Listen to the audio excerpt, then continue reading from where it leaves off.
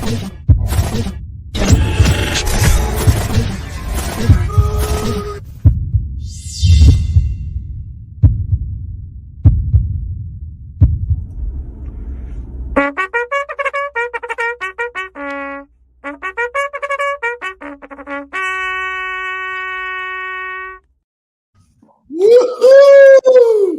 And we are back.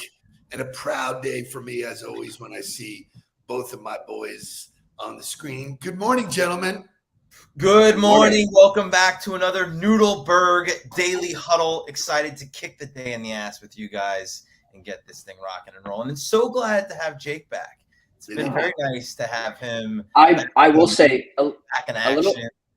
A little embarrassing. I didn't know that one of the huddles was a recap, and I was commenting. Listen, my time was off. I was at nighttime. I saw it go live, and I was like, oh, and I'm watching it. I go, I'm not going to get a shout out that I'm attending the huddle. I'm like, what is happening? And then I go, hold on, that's not what they look like right now. When I got the notification that Jake had commented on the huddle, I was like, oh, he had no idea that it wasn't live. That's not the funniest. The funniest thing, he goes, so I guess we're not off today, huh? It's not very good. I'll own that one, but was an amazing trip, and I am happy to be back. And speaking of amazing trips, that's what we're going to talk about today. Mark and I put together some questions, but your pictures, your takeaways, we try very diligently to make this an educational show. As much as you can get motivated and inspired, we want you to learn something. There's a lot to learn from going to another country. So we will get into that rapido. Do not want to miss shouting out our friend Howie Craw, who we were with last night. We actually went to a tequila tasting. So it was so much fun. I got to hear some of Jake's stories. Some were repeats, some were new. But I think there's a lifetime worth of stories that are coming our way. So let's wake this thing up. And let's get right to it. Wake up, everybody. Get up, get up, get up, get up. Wake up. Come on. Wake up, everybody. Teach a new way. Maybe then they'll listen what you have to say.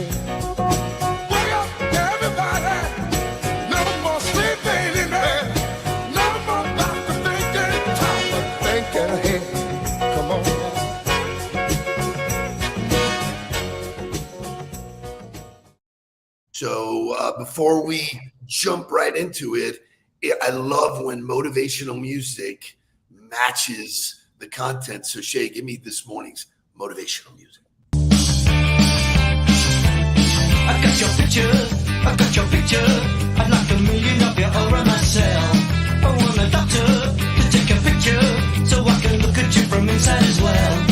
You got me turning up and turning down, I'm turning in, I'm turning right, I'm turning Japanese. I think I'm turning Japanese, I really think so.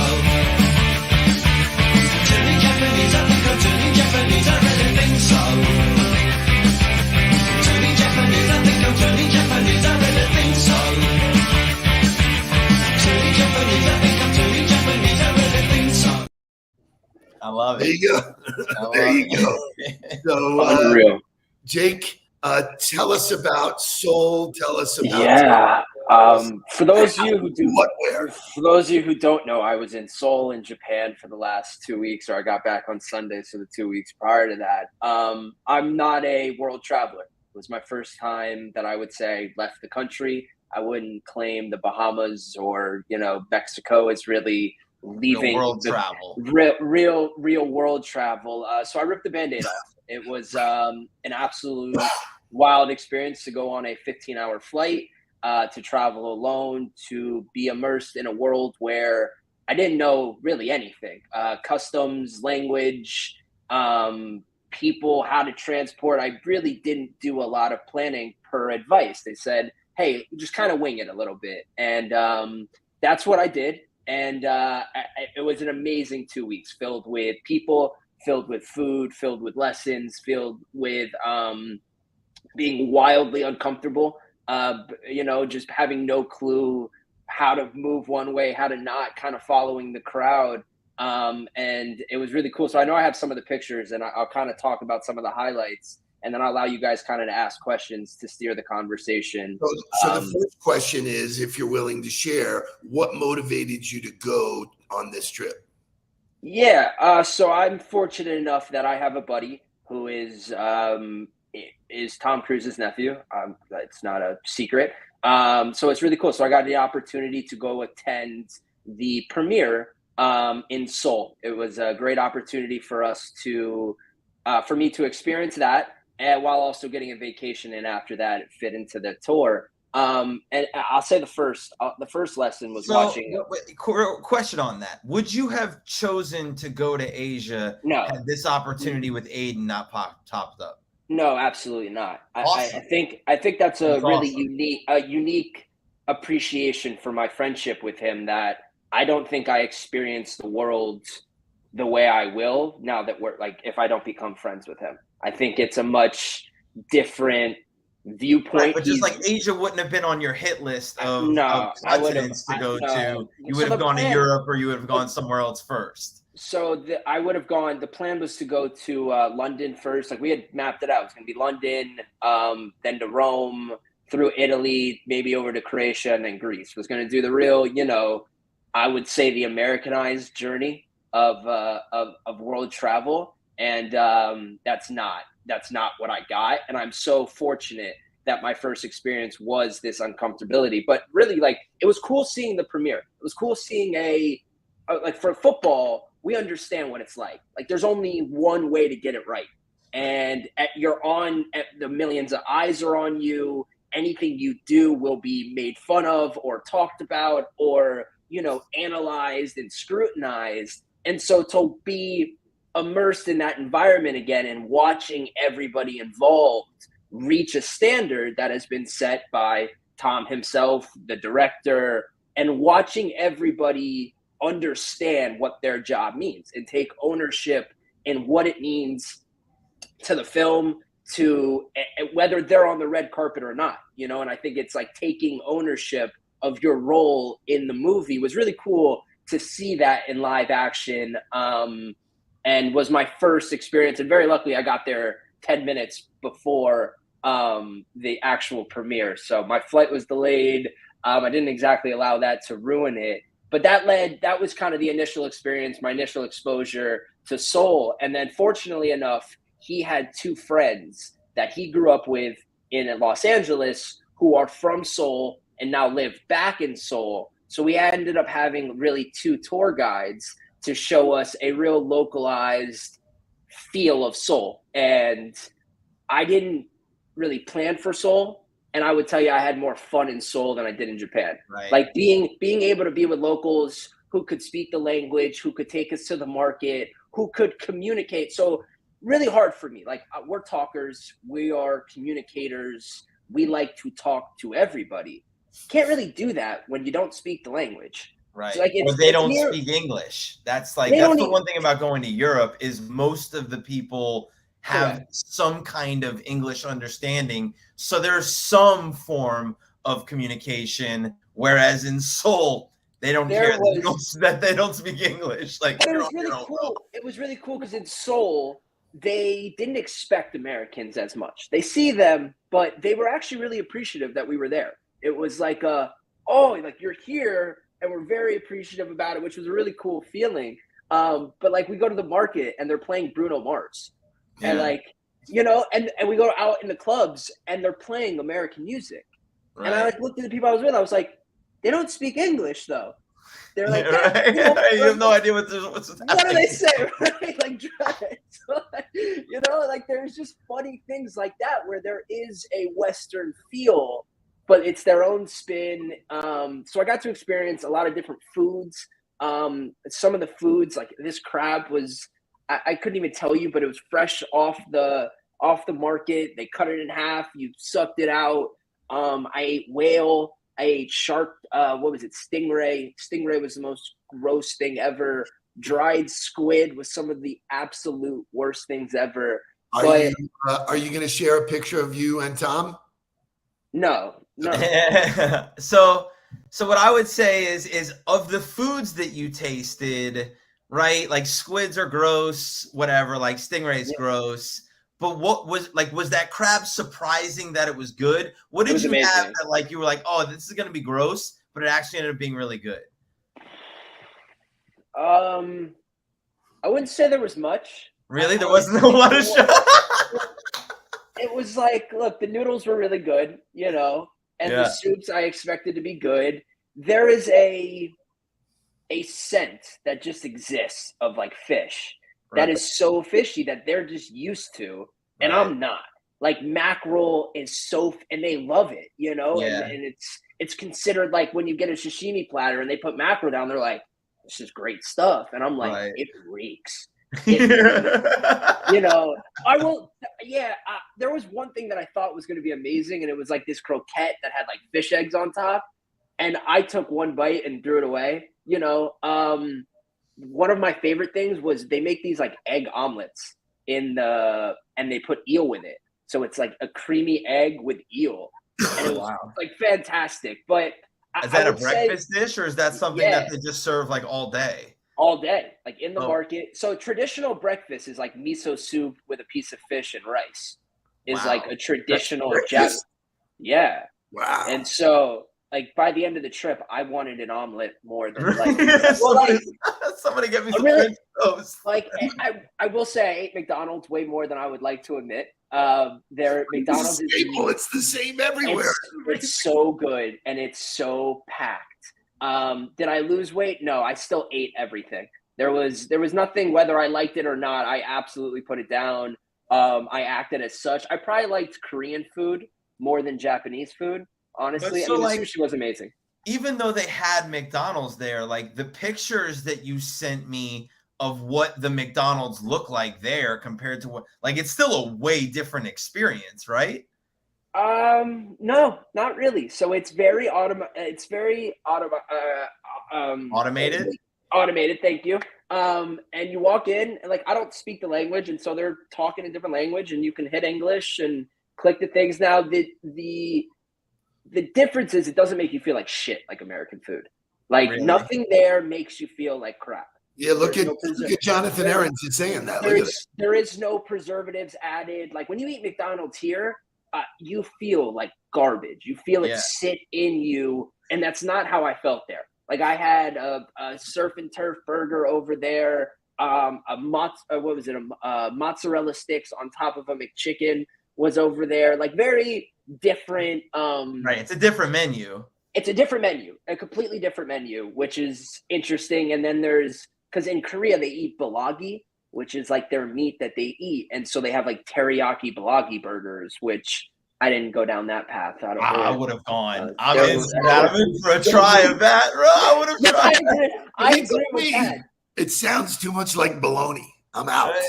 So I will say this: like I was willing to be uncomfortable. Like I accepted that was something that I wanted to be a part of this trip. That I wasn't going to just be generic, and I wasn't going to only go to Americanized places. And Right. that was a choice that I made. Like you can easily go to Japan. You can stay in very westernized, cultures, and you can stay in places that they do speak English. And that goes for most countries, I would Yeah, that assume. to me was the difference when I went to Italy a few years ago, was like being in Rome, there's, touristy parts of Rome, which are historic and you got to do. There are the American parts of Rome that you feel like you're in on like you're on Fifth Ave in New York, big box retail, like exactly the same. Like Ginza is Fifth Ave. But then when we went to Sicily and we were in Taormina, it wasn't American at all. Like it was Sicilian, and the people and the culture, you felt that, So like, I want to ask you about Seoul. You said it was your favorite. What about the culture? What about being there made it feel cool to you? It was, so it's really interesting because they're going through in both countries an old versus new, which I would argue that we probably are too. Sure. The way they operate, the way they follow cultures, the younger is definitely becoming way more, westernized and want to wear their own clothes and follow a certain thing. the people were just nicer in Seoul. Like the Korean people were just fun. Like they were Right. fun people consistently to go out with, way more than Japan. Japan was way more secluded and still abided by a real understanding of the culture and an understanding of like the other person matters more than you, which is very, very, very different than what we deal with here. You know, Seoul just felt just younger and hipper. And so it's fun to be there and be in that culture to experience that. Like we went walking down the streets at 10 o'clock and the bars are slammed. Everyone's eating street food, sitting outside, walking down the street, which was very different than Japan. Like it was just a different feel, which made it very cool. But I really do have a funny story. And so first day I get there, I go to the premiere. It's all great. My buddy has to work the next day. And he's like, you can just hang in the hotel if you want. And I was like, nah, man, I'm going. Like, I'm going. I don't figure it out. Don't have Ubers. Don't speak the language. Like, you can't call a cab unless you have a local Korean number. So I'm like, all right, don't know how to get around. Walking. We're walking. Right? And like, I realized that the place that I picked that I'm going to walk is going to take me like 2 hours to walk to. And I'm like, this isn't going to work. You know, I finally find the birds. They have birds there. Like, the nice. They have all these different scooters. Boom, I sign up. Perfect. I go, I can get all the way around. I'm a tennis fan. So the Olympics was there. The Olympic Park is open. You can go see everything. And I was like, oh, great. That's a perfect place to start. Go to Olympic Park, find the tennis courts, right? I'm looking around. I'm like, can I get in? I'm like, I want to go into the stadium. And I don't know what the rules are there. I can't read the signs. I don't know, like, anything. Try a couple doors, locked. This is like literally, I've been in Seoul for 12 hours, people. And boom, I try a couple doors, locked. I'm like, oh, I don't know. Nobody's there. I finally like walk around the side. I'm like, let's see what's going on in the back. Doors open. Sliding glass door like opens. I'm like, oh, perfect. Walk in the stadium. I'm the only one in the stadium. I'm taking pictures. And then it dawns on me and I go, I really hope that door opens again. I was like, and I'm like, then I like panic and I'm like, okay, I don't speak the language. That would get just sucky to like, right? And I, sure enough, walk back to the door doesn't open.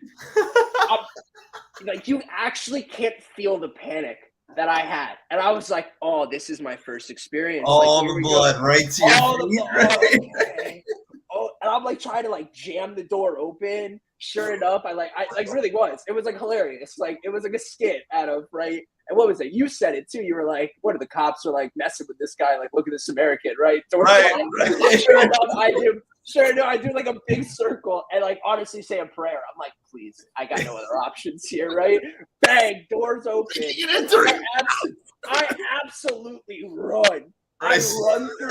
I look at the lady and I go, but just an unreal experience. Kyoto was absolutely amazing, which was a town in Japan, which was all of the shrines and stuff. But look, I did wear my Nudelberg daily huddle. I love it. Repping the huddle. Another weird thing that they do there, they think it's miserably hot, which it's not compared to where we live. If you live in South Florida, and people just faint on the side of the road. Like, people are laying out cold on the side of the road because it's too hot. And I guess that's like a normal thing to do there. And it's not even that they're like sick. They're just like decide that they're going to lay on the side of the road. It's not normal. I don't care where you are. It's not normal. Right? Well, it's so funny. Like, we're so loud. Like, we are loud people. Americans are so loud, and we're even louder than most Americans are. Right. And we're sitting on a train and it's dead silent. So like, you're in rush hour in the morning in Tokyo, and the subways are dead silent. That's wild. Like, it's freaky. It's like really. Are people bizarre. pods in and like in their own world? Heavy pods. Everyone's in their own world. There's not a lot of crime there, which is really interesting. It makes it feel safe. You know, yes, that was something. I mean, you look like you had a great time. There was one night that you FaceTimed me. It was like 5 o'clock in the afternoon here, which meant it was like 5 a.m. where you were. And we had a whole conversation. But like, I think that's an interesting takeaway for you.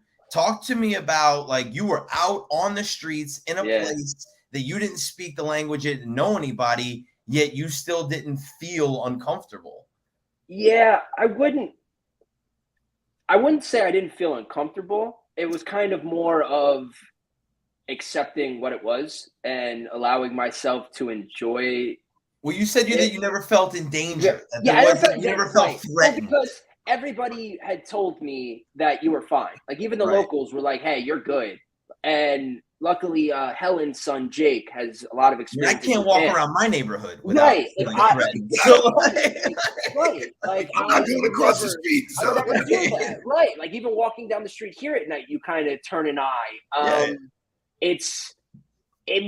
honestly, I took people for their word and probably a little naive, you know, and I will say this was a crazy thing. So we wanted to find a casino the last night and we were like in the city. So it was like hard. And there were like a couple like kind of underground ones that they were like, yeah, like you could maybe get away with it. My buddy Aiden leads me to one and he's like, you're first. And I was like, all right. We walk into, it was like Rounders, dude. Like, and I'm talking, and like that was the first time. It was the first time I was like, shit. Yeah, we don't want to be here. Right. And like, cause it stopped. The music stopped. There was two tables. Like, oh, we got to. The chips were all over the tables and they looked at us and I went, well, I'm here. And I was like, poker, and like nobody spoke English. And I was like, and one guy like finally came around and was like, hey man, what are you doing here? And I was like, well, I tried to like play off the tourist thing. And he was like, yeah, you probably don't want to play here. And I was like, yeah, no, cool, great, thanks. Out the door. So before we go, Nancy said something pretty cool. She said her son just came back and he loved the culture and how people kept things clean. It's interesting because one of your takeaways was that there's no garbage cans anywhere. No trash cans. So like what an unbelievable culture to take responsibility for keeping things clean, yet there's no garbage cans. Well, so it's really, and I was talking about this with Aiden, everybody in that culture takes a real pride in their job. No matter what the job is, they take a massive pride in it. Like what a lesson. What a takeaway. Doesn't matter. Like if you're an Uber driver, they're the best Uber driver they can be. If they're a chef, it doesn't matter. They all try to reach this standard. And in Seoul, especially, like there were so many workers cleaning the streets regularly. Sweeping the streets, making sure the lawn was right, everything. Excuse me. And Japan, very similar, but no, it's not a custom for them to eat and walk. It's not a rushed culture. It's very slow. They don't jaywalk.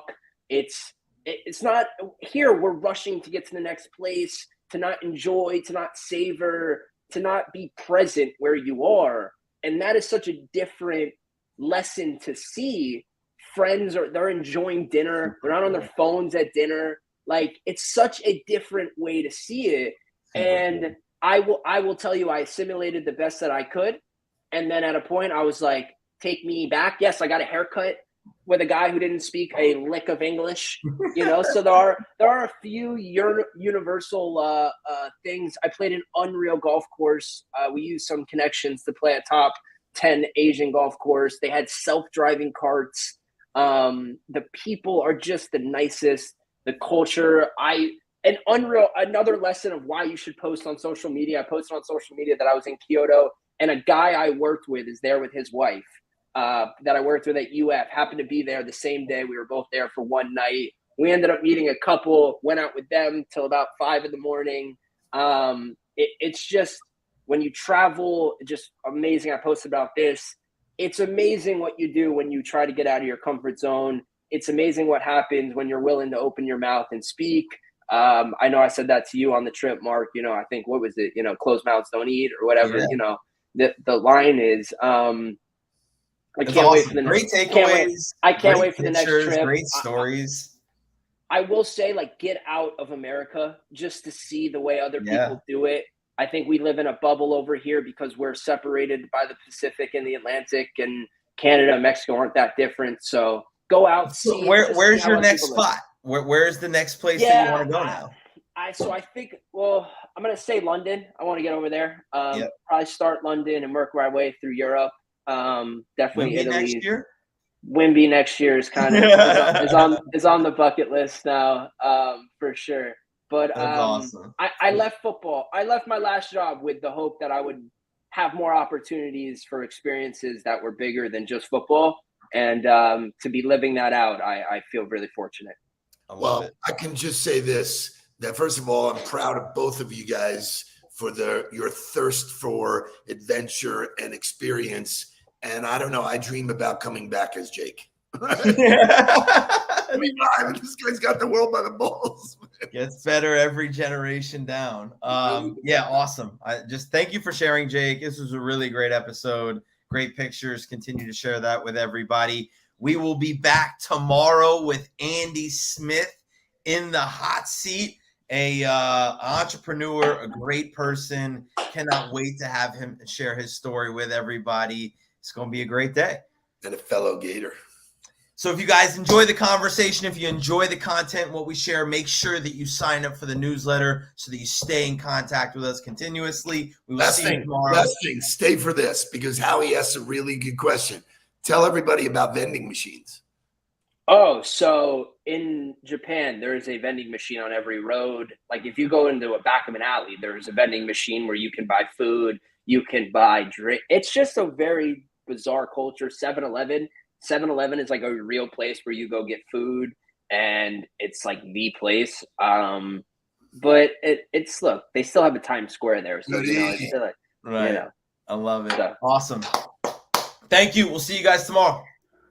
Please don't worry about me. I'm about to let my heart speak. My friends keep telling me to leave this. So let's get down to business. Let's get down